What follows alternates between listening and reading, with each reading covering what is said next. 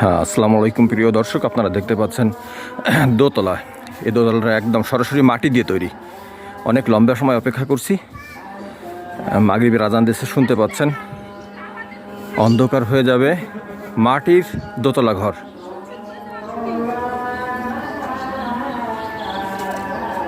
ও uncle, এই জায়গাটার নাম কি?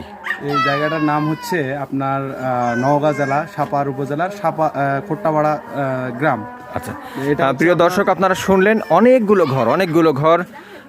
আমরা অন্তত 20 কিলো হবে অ্যারাউন্ড, এতটা পথ জুড়ে দেখছি মাটির ঘর। আমরা মাটির ঘর আসলে দেখার খুব শখ ছিল। এখানে একতলা ঘর আছে, দোতলা ঘর আছে, দোকান পর্যন্ত সব